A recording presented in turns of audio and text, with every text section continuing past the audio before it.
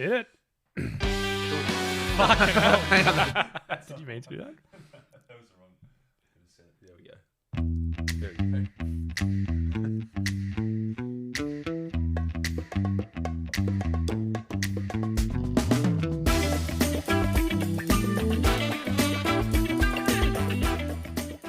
Welcome back to What You Will Learn. My name is Adam Ashton. And my name is Adam Jones. Today we're taking you through the best bits of When by Dan Pink, one in The Scientific Secrets of Perfect Timing. Bit of a throwback to one of our old songs there. That's right, a very old song back from season 1, episode 20. Still up. I thought we took it down, but it's still up. This book is all about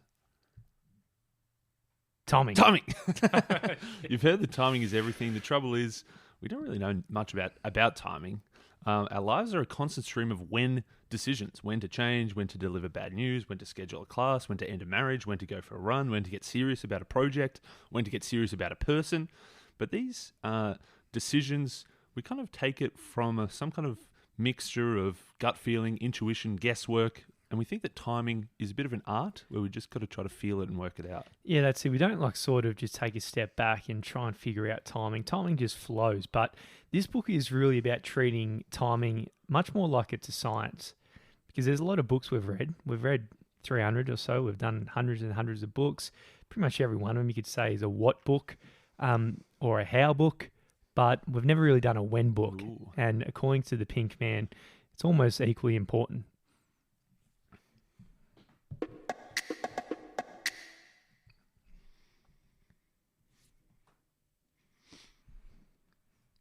If you want to measure the world's emotional state, you need one of those big old mood rings, those mood rings that change color based on apparently how you're feeling. I don't know how legit or scientific they are, but I suppose you could get one that wraps around the whole globe. But maybe bit of a mission there. If you can't find something big enough, then probably Twitter's probably a good example.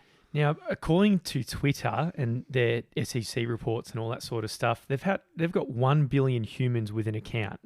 I think that's BS. That's going to be BS on it.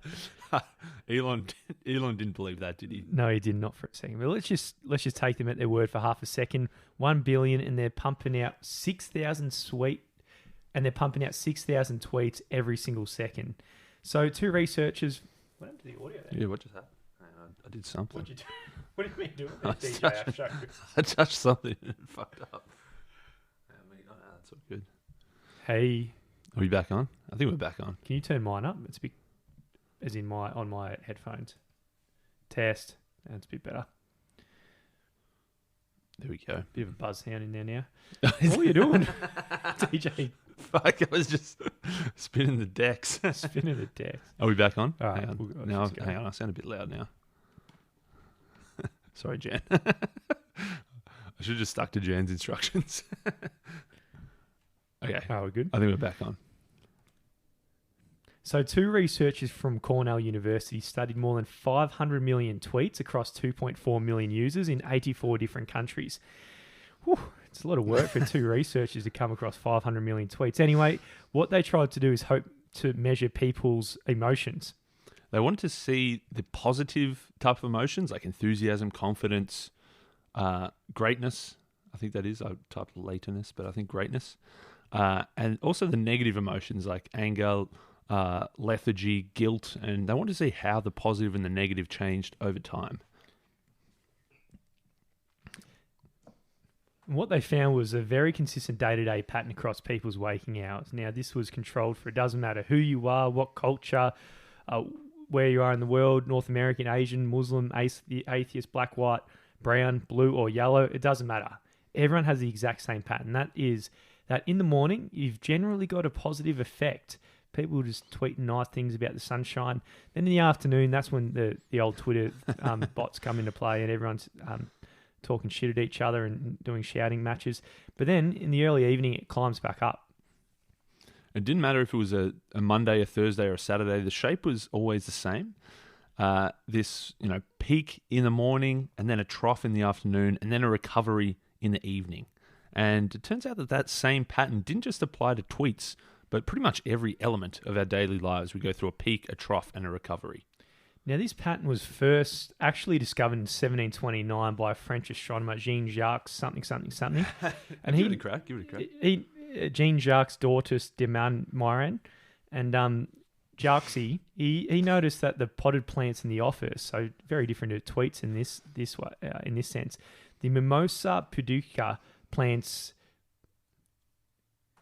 The Mimosa pudica plants, they close their leaves up as twilight approached, but unfurled their leaves when sunlight streamed through the windows. Yeah, pretty cool to be, you think plants, you didn't know how alive plants were, but yeah, it seems like they close up at night, they open up during the day to grab as much of sunlight as possible.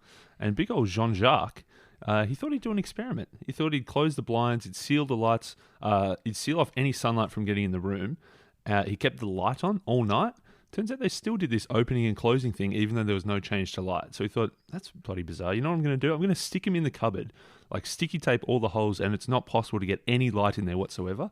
And then when he opened it up, he still found that they were still opening and closing, even though there was no external influence on them whatsoever. It's pretty bizarre, isn't it? Like, how the hell does a plant know it's nighttime outside, and hence know when to close its leaf? It's like it's almost conscious. So what do you do when it's conscious? You throw it in the cupboard and lock it away. But of course, the plant wasn't reacting to external light.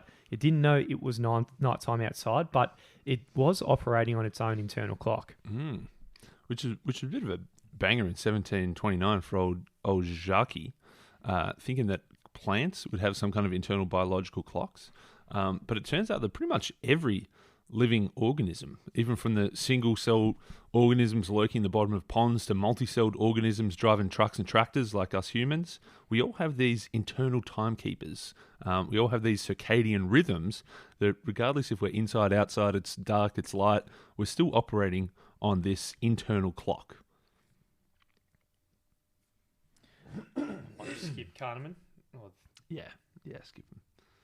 So there's a load of studies have come to the same conclusions. It wouldn't be a book, or how to, or even a when to book without throwing a bit of Daniel Kahneman in there, Nobel Prize winning. So he gets Kahneman in a couple of times. Everyone gets in Kahneman a lot, I think. But our cognitive abilities, at the end of the day, what these studies are saying, it's not just remaining static over the course of the day. You're someone who's changing throughout the day. Over that 16 hours when you're awake, there are times when you're faster, slower, you're smarter, you're dimmer. There's sometimes when you're dumber and smarter. I already said that, didn't I? Maybe I'm a bit dumber. Maybe it's you must be in the trough, mate. Must be in the trough. Creative, less creative, in some parts of the day than others. It's more extreme than we realise as well, actually. Mate, it's absolutely extreme. It turns out that at some points of the day, you're as productive as if you just smashed 2 shots or a big pint of beer. And it turns out that these time of the day effects can explain 20% of the variance in human performance in cognitive tasks. It's pretty big, isn't it? So the exact same effect as having a couple of pints, because you're pretty rusty after a couple of pints, I'd say, is the exact same amount of effect as when. Yeah, compared to if you did something in the morning versus the afternoon. It's pretty crazy.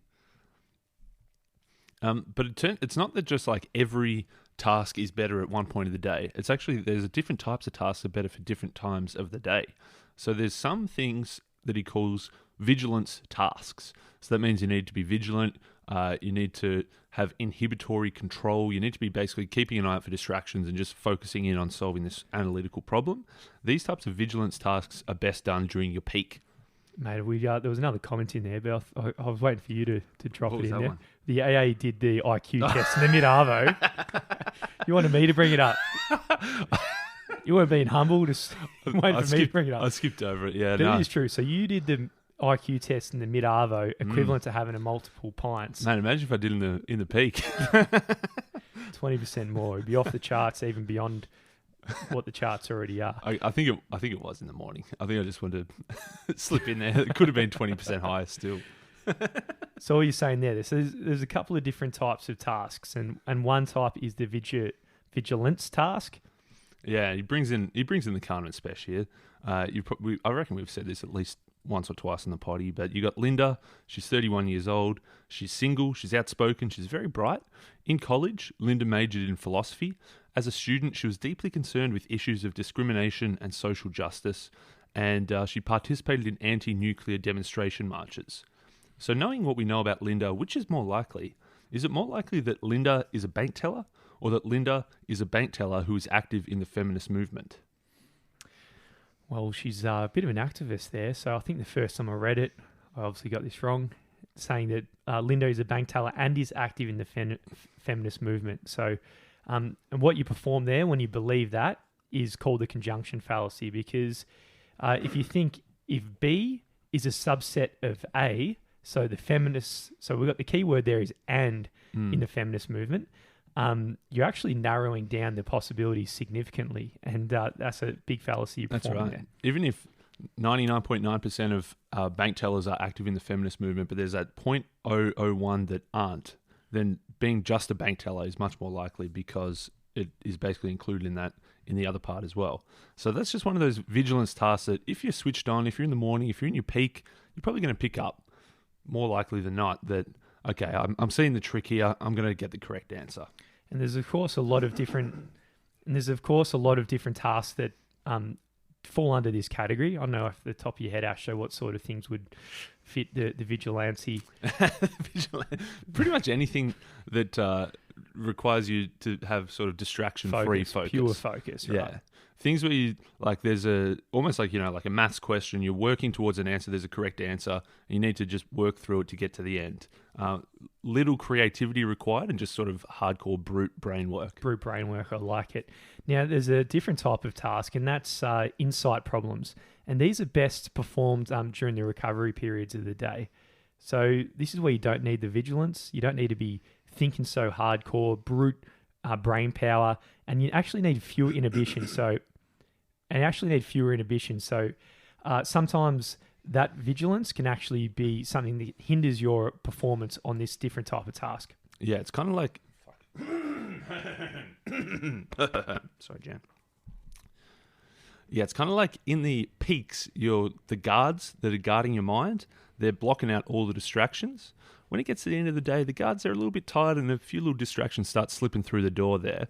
But actually, that can be good for these types of insight problems. So he's got an example here where less vigilance and fewer inhibitions might actually help. We've got Ernesto. He's a dealer in antique coins. One day, someone brings in a beautiful bronze coin. Now, this coin, it's got an emperor's head on one side, and on the other side, it's got the date stamped, 544 BC. Now, Ernesto, he examines the coin.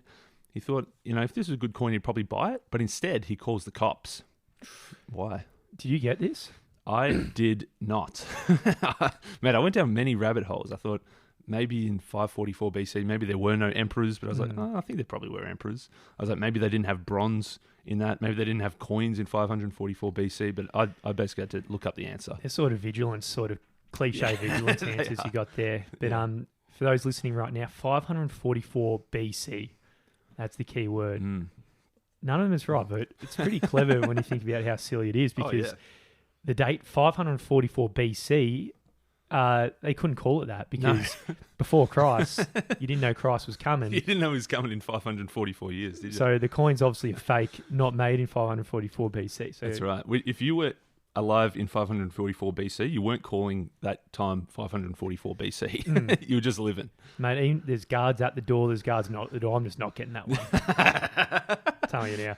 Doesn't matter how many intruders are striding through that door, mate. It wasn't going to help me. But in the end of the day, you do need to be thinking outside the square, outside the box in some certain sort of tasks of the day. And as we were saying, it's all about when you choose to do these things, because when you're not working best cognitively and you got so much brute power in your brain and that's running on low, sometimes these sorts of different tasks are better to do at the end of the day, maybe even half drunk. That's what things that require creativity, insight, design, creative writing, other types of art, they're generally best in that afternoon trough where you're not inhibited, where the guards are taking a break and you can just do some wild random shit. So I think you artificially create these with your late night red wine sessions to reduce your inhibitions and go full creative mode. Well, it's actually quite true. I do get a lot out of those red wine creativity sessions where you're pretty blind by the end of it. A couple of bottles are red down and you start doing some wacky stuff that you wouldn't do otherwise. I remember I've had a few very productive sessions where I was just playing around with things and all of a sudden the next day I'm like, Jesus, well done, AJ. That's it. If you're doing those Linda the bank teller tasks, it would have been a massive flop. But when you're doing the Ernesto coin, imaginative, creative tasks, mate, I don't know, Dan Pink said slip a bit of red wine in there, but Do it in the trough. That's it.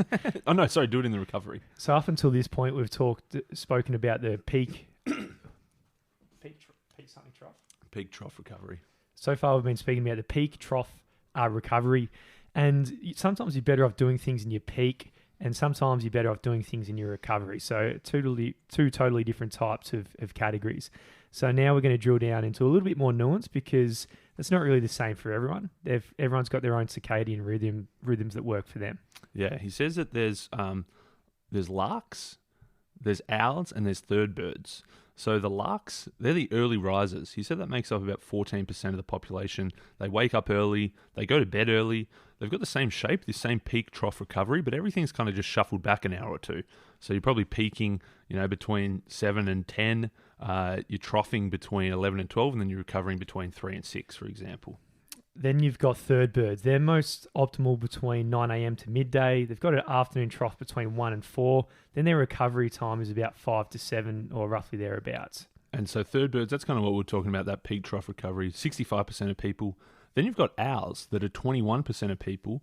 Their shape's kind of flipped in the other direction. The owls are staying up late at night. They're sleeping in really late. They generally have like their recovery period in the morning, say between 11 and 2. Then they've got a trough from 3 to 6. Then they're peaking between like 7 and 11 at night. So it's a very different pattern there. And they're probably, if you think of the stereotypical coder who's in the dark, who's staying up till 2 a.m. and then they sleep in till 11 a.m. Yeah, definitely not me, man. I'm definitely a lark. I read the 5 a.m. club and didn't have to work too hard to start getting up at 5 a.m. You know what time I got up this morning? Not by choice. 3:50. 3:50? Yeah, just woke up. Some days I just wake up. So it's easy for me to fall asleep now. It didn't used to be, actually.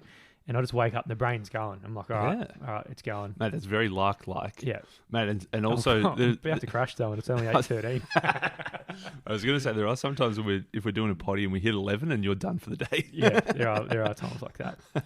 And for you, mate, you're probably... I'm more just your stock standard, middle-of-the-road third bird. Get up around 7-ish, work well in the mornings, and then probably crash sort of early arvo and then hit that recovery in the evening. Well, it is a bit refreshing. Like if you're watching Dwayne "The Rock" Johnson or David Goggins or Arnie, you're probably going to think you're going to be up at 4:30 a.m. or Jocko and just post on Instagram to let everyone know how hardcore you are. But, everyone's circadian rhythms are different and it makes no sense for them. That'd just be waking up at the very wrong time of the day for themselves if they were a night owl, trying to inauthentically act like an arc, right?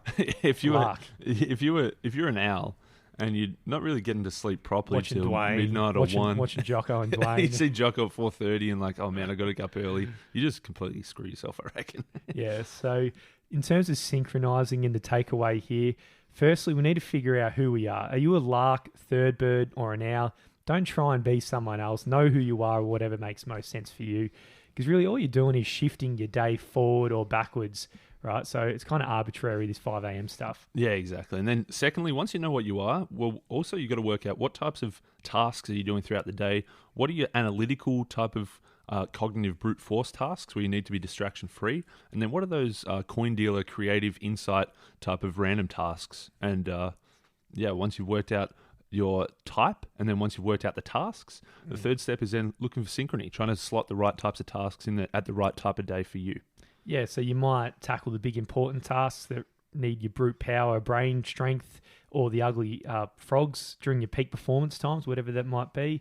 Whatever you do, don't let the boring, mundane tasks waste your prime time brain hours, and let that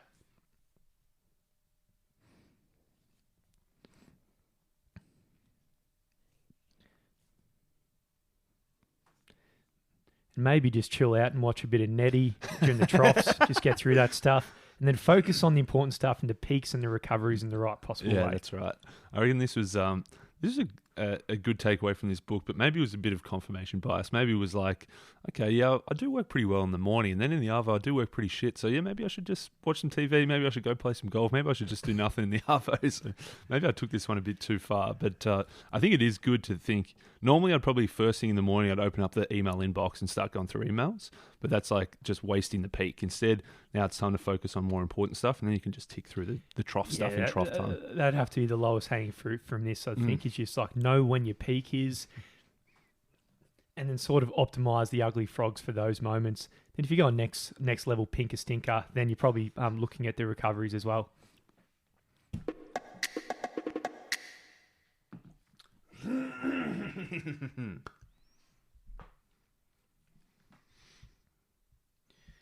Maybe bridge away from that section. Yeah. So that first section, we spoke all about the timing of the day. So we spoke about those predictable patterns that we go through every single day. Now, the next part of timing that we're going to look at is timing more bigger types of projects, not the specific day-to-day stuff, but maybe if we're taking that helicopter ride up, we're going a bit higher up to look a bit further.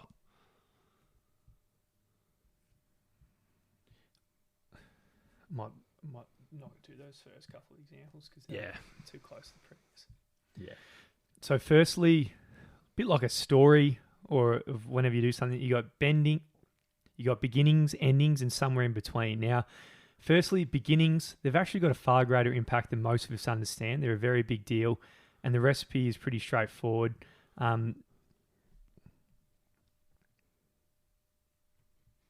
Because in most endeavors, we should always aim to really leverage the start to make it as strong as possible. And of course, if that fails, then it's probably better to start again rather than just keep plowing through it. Sometimes it's better to just make a fresh start altogether.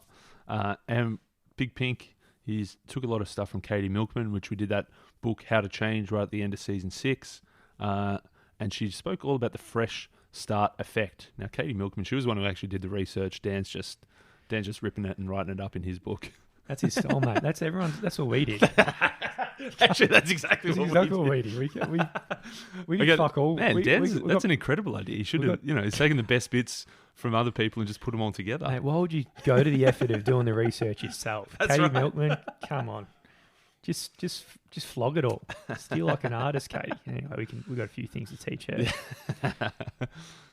But what she came up with, right, was like the importance of temporal landmarks, and her and her social scientist team found out the significance here, because just like we use physical landmarks to navigate the world, you turn left when you see that big green arrow, or we can also use landmarks to navigate the time around us.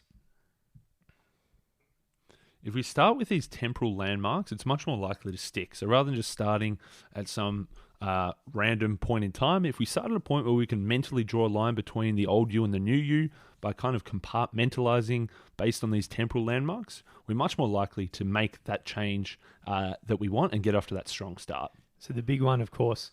Sorry, mate, I've infected you with it's contagion. So the big pupper is at the end of every year or the start of every new year, January 1st. You got your New Year's resolutions. Everyone just pumps them out, and then for a lot of people it falls off pretty quickly. But the bad news on this one is there's only one January 1st each year to use that date. So we probably want to go out mining for some other opportunities. Yeah, the good news is that... Fuck. Sorry, Jan. The good news is that even though there's only one January 1st, there's a whole bunch of other opportunities to make fresh starts. So Katie Milkman, doing this important research, she found that compared to a normal day, students were 47% more likely to attend the gym on the first day of semester, 33% more likely on a Monday, 14% more likely on the first of a month, and 18% more likely the day after their birthday. Don't know what it was yesterday, but I was at the gym in the morning, and there's normally no one there, and there was like 10 people, 10 people there. So I don't know what it was. What was it? First day of the season, first day of the month? First Monday of the month, maybe. First Monday of the month? It actually was. Ah, there you go. So a double there. So temporal landmarks, they do have a huge effect, anecdotally as well as in the research. So there's a whole bunch of things that you can create a fresh start from. First day of the month, any Monday, the first day of a new season, the first day after a big national public holiday. There's kind of the general ones anyone can use, or you can have your own personal ones, like an anniversary, the first day at a new job, the first day of a new course that you're studying, your birthday, the first day back from vacation, the day you got a new pet, the day you had a kid. All these things are like your before and after fresh start opportunities. A lot of us might do this a little bit unconsciously. But we could probably start doing it a bit consciously more. We just came up with 86 different days, opportunities to tackle a big what and make it more likely that you're going to nail the what. But again, it's just one of those things we never bring the when along for the ride when we probably should, eh? Fuck. I thought I was over it. After beginnings, of course, we've got midpoints. And midpoints, we remember the start. You remember your first kiss or your first date. You remember the endings. You remember when you found out that someone passed away or something big came to an end. But the middles, they kind of get lost in the middle. But it turns out that the science of timing has found that middles can be really powerful. Sometimes hitting a midpoint can kind of numb our interest, stall our progress. But sometimes, if we treat it right, they can actually stimulate and spark us. So those midpoints are very important because you either slump or you spark.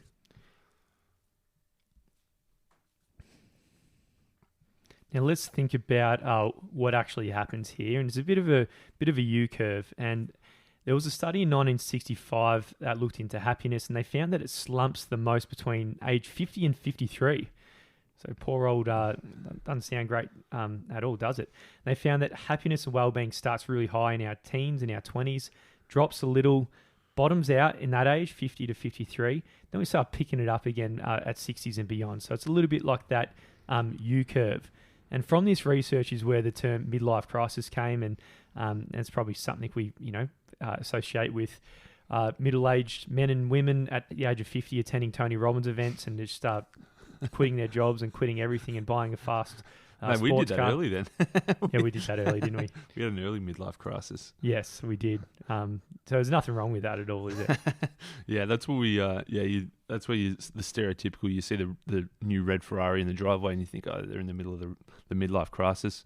Turns out monkeys have this too. When zookeepers were trying to assess monkeys' happiness, turns out the apes who were in the middle of their life, they were slumping big time. So human beings, monkeys, also Hanukkah candles. So it was the same U-shaped phenomenon popped up there. So you got the traditional box of Hanukkah candle. Am I pronouncing that correctly, Ashto? Close enough. Hanukkah, yeah. Hanukkah. The point is that on the first night, you put one candle on the menorah and light a helper candle so that you use to light that one candle. So you have two on the first night. The second night, you use that to light the next one and so forth, and all the way up until night 8, where you use 9 candles. So 8 on the menorah plus the one you use to light the others. So you'd think that if you did it properly every night, then you'd use 44 candles. And, the box comes with 44 candles. And you think, perfect. You use them all and you should be done by the end.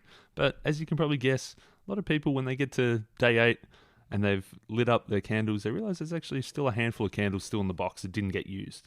And it turns out that the Hanukkah candles follow a bit of a U-curve as well. On the first night, almost everyone's doing it because it's the first night, so you light your candles. The second night drops down to 55%. The fifth and sixth night, you're down to 45% of people who are doing it.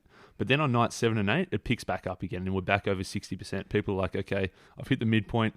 Oh shit, I've kind of stopped doing this, but this is a good reminder to get back onto it. Yeah, that's the thing. The way to get the kick up the arse to actually use the midpoint to your advantage is to utilize the oh shit, like you just said then, or as the pink man calls it, the uh-oh effect. And I think the oh shit effect's a bit more powerful, isn't it? Oh shit, I think it's oh shit. No one says uh-oh these days, do they? Let's say if you got a month to do a project and then you get to day 15 and the mental sirens start going off like, geez, I'm not halfway through this and I've used half the time. Yeah, so realizing that midpoint, that uh-oh effect, the oh shit effect, it can be a good spark. If you realize, as you say, you're halfway through, but you're not halfway through, then you're like, okay, I better pull my finger out here and get back to it. So that if we're treating the midpoints properly, it can be a good spark there to get us to finish strong. Yeah, the pink man's onto it there. So you got beginnings, midpoints, and now what about endings? So he looks at the reasons why we kick harder near some finish lines more than others. And our good old pals, the rats that jump in the studies and they sacrifice themselves for the good of humanity. Clark, he really did a number on them this time. Yeah, Clark Hull, back in the 1930s, he came up with this theory called the goal gradient hypothesis, where he, as you say, whipped out the lab rats, put them in a maze, he put some food at the finish line, he measured how quick they were going through different sections of the maze. So as you realise, they're kind of going through the maze, they're sniffing, they're getting, they're trying to work out where to go. But as soon as they hit that last corridor, they can see the food, they can see the goal in sight, they start just absolutely bolting. So he's saying that while you're going kind of, moderately in the middle, once you get towards the end, you can really bloody go for it. Yeah, it's always really interesting to see that other animals like humans are always looking to make things faster at the end and get that happy ending.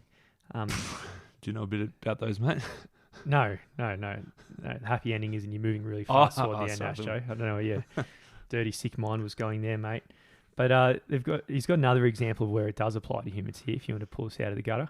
Yeah, he talks about Kaiva, the non-profit organisation. They finance small, low-interest or even no-interest loans to micro-entrepreneurs from disadvantaged backgrounds. What they do, though, they don't just hand out money. The borrower has to fill out a lengthy form in order to be considered for the loan. Now, some people, they start the form because they think, great, I've got a cool idea. I could use a bit of extra funding to get this started. But then they're like, man, this is pages and pages and pages. I'm gonna not finish this one here. So what the Kaiva team did was they created a deadline completely arbitrarily, completely artificially. There's no deadline. You can do it whenever you want. But if they said, hey, you've got a deadline and the deadline's, 2 weeks from today, you've got to finish it, they found that 24% more people went back and actually finished it because they're like, okay, there's a deadline here, there's an end point. I've got to kick harder towards the finish as the rats would have done. Yeah, deadlines work really well. There's another example here with marathons. So let's say you sign up for a marathon and you put in your age. And it's amazing what they found through just looking at all the data was that the number 9 just kept popping up everywhere. It was overrepresented in first-timers. It was overrepresented by over 48% compared to the ones that didn't have all the other digits. Pretty weird, eh? Yeah, the most common age of people doing a marathon for their first time is 29. Which is, I'm now, but I haven't signed up for one. I've got about 6 months left. I don't think I will. But 29-year-olds are twice as likely to run a marathon for the first time as either 28-year-olds or 30-year-olds. It's a bit strange. Like, there's not really much difference between 28, 29, and 30, but the 29s are doing it twice as much. Happens with every 9. So if someone who is 49 is 3 times more likely than the 50-year-old to run the marathon. It's obviously, people, it's getting toward the end of the decade, and you're like, geez. What have I done with my life?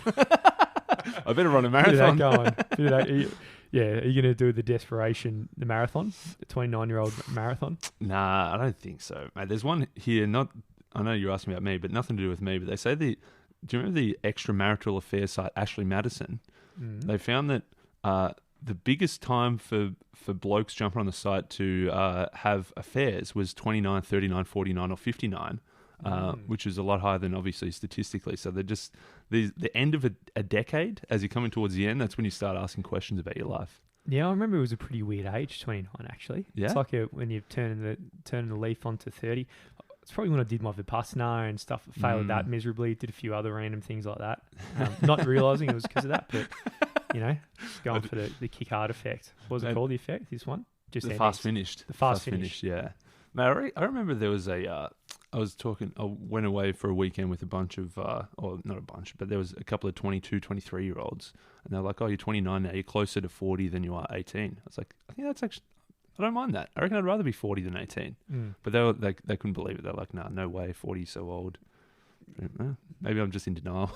Maybe it's like the old sour grapes effect out. Yeah. So you can't be 18 again. I can't go back to 18. So better off. Yeah, you're going to 40 get to 40. So I think you're right. I think old sour grapes, mate. Anyway. That's it. So I guess for the old one in the pink man, he said, you want to start strong.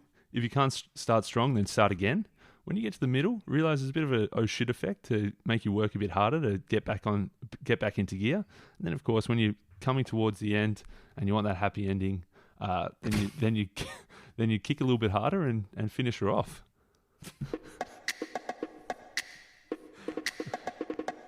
Jesus Christ, Asher, that's word for word Dan Pink, isn't it? No, it's Dan Pink mixed in with your sick mind. Oh, guys, so we're getting to the end here. Time is one of the most versatile and expansive words we have. It can be a noun, an adjective, or a verb. Yeah, it says in noun form, it can be like, capital T time, like Greenwich Mean Time or Eastern Standard Time. We say how much time is left, how much time do we have before we can leave? What time does the train leave the station? Am I having a good time? Am I having a bad time? I only made out with her one time. I only took the roller coaster ride one time. Back in Winston Churchill's time or back in the hunter-gatherers' times. That's just all the nouns of time. As a verb, it has multiple meanings. You can time a race. We can time an attack. You can use it as an adjective as well. You can time bomb, time zone, time clock. There's a lot of things you can do with this word time. That's right. And pretty much everything that we're talking about, we're talking in tenses, past, present, and future. In most languages, different words are pronounced or spelled differently based on if you're talking about the past, present, or future. So yeah, time's just pretty much intertwined. It's completely ingrained in the way we think. So when is a very big deal. Before reading this book, you probably didn't think about when. You just go about your day, you start just cruising through and just things just start happening. You're probably trying to think about what am I going to do? What are my goals? What? Very rarely we actually utilize when to our advantage. You might be strolling around your day as if you're 3 pints down doing your most important tasks. You don't have to be. You can be quite dead sober in terms of literally and also when you do things, getting those improvements. That's right. Maybe before you might used to think that timing was everything, but now you can think that everything is timing.